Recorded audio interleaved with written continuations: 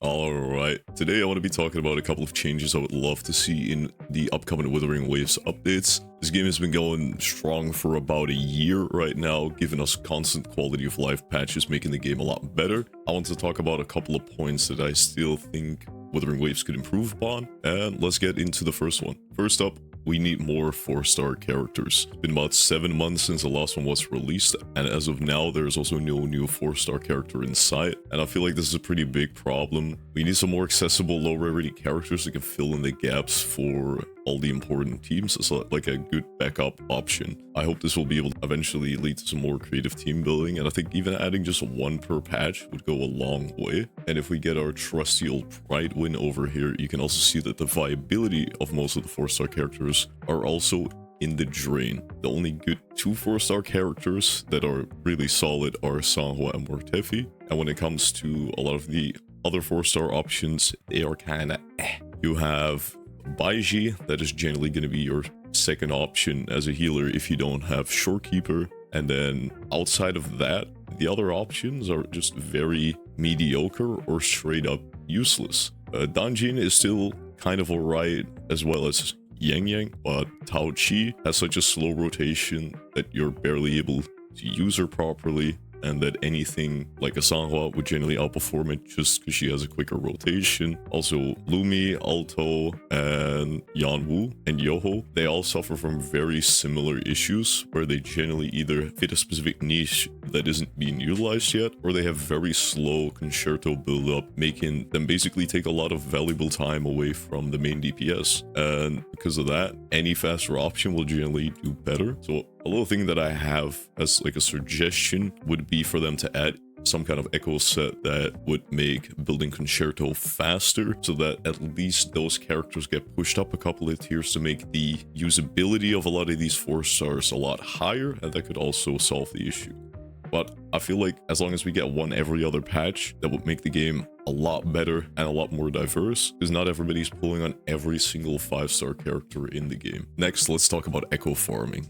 And majorly the 1-cost echoes is where my issue lies. The 4-cost echoes are very easy to farm, considering that they have a fixed location. You just kill it a bunch of times. Every single week you have 14 guaranteed drops that you can use consecutively. That makes it quite easy to farm. And when it comes to the 3-cost, they're also really easy to farm because you can use tacit fields in order to get a bunch of them and spend your energy that way. Then in tacit fields, 1-cost barely drop, and for that you generally have to use overworld farming in order to get the 1-cost echoes. So I would kind of hope that they jack up the amount of 1-cost you can get from tacit field farming. That would make it a bunch easier, but just the chances of overworld farming and getting the right one is so low that it's just a pain to do generally. And first of all, you need to win a 50-50. If you get the right element, then it can be attack, defense, or HP. And on top of that, you only have a guaranteed drop every 4 echoes you kill. So the chances of you getting the right one are pretty low. And I would just love for them to come up with a solution where maybe just like the bosses, you have a specific amount of guaranteed drops every week, so you can farm it once a week and pray that you get lucky, instead of farm for hours and just get nothing. Because with the amount of hours that you have to grind in order to even get a couple of attack ones, you also have subset RNG that could still make it really tough to even get a good piece. I think if they could implement a feature where they could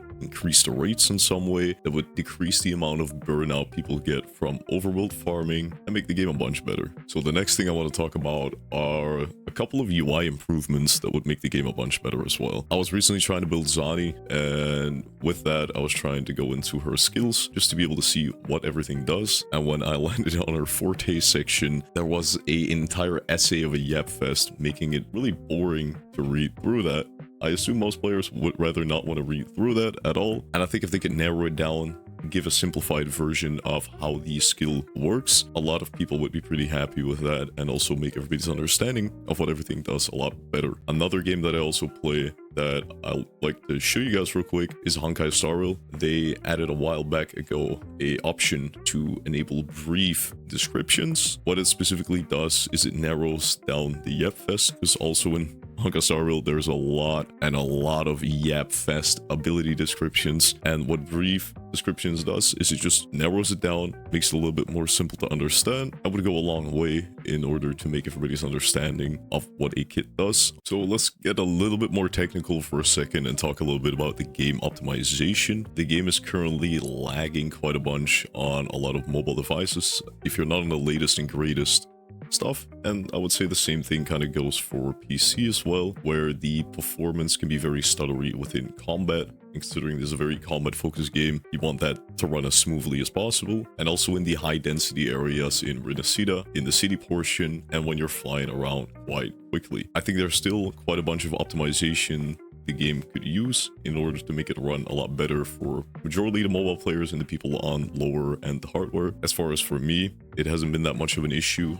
I have a pretty good computer, but one thing that I would also love them to add is a uncapped FPS option. The current FPS cap feels a little bit restrictive, especially for players with powerful systems. Just give us the choice to be able to change it to whatever we like. Next, I want to have just a couple of small rapid fire things I want to talk about. One is just a little event that I would love for them to add at some point, is just a co-op event where you can fight holograms with your friends. Co-op has been kind of dead outside of trying to steal your friends' resources, and that would just be a fun way to enjoy some time with your friends. Also, gliding can sometimes be a little bit annoying. Trying to get into gliding mode specifically, you find like a small ledge, you think you can fly on it, it doesn't, you have to walk back, find a bigger ledge, and it just can be a little bit frustrating sometimes. So if they could try to maybe lower the requirement of getting into flying mode, might be able to make it a little bit better. Also, one feature that I would love to see in the game is echo shiny hunting. Gonna be pretty similar to like Pokemon, where at some point if you just fight a lot of echoes, one of them might turn out to be shiny. I think it's a cool fun thing to grind for, and it's something that hardcore folks would probably appreciate in order to show off to their friends. So yeah, these are the main changes I would love to see in the next Wuthering Waves updates.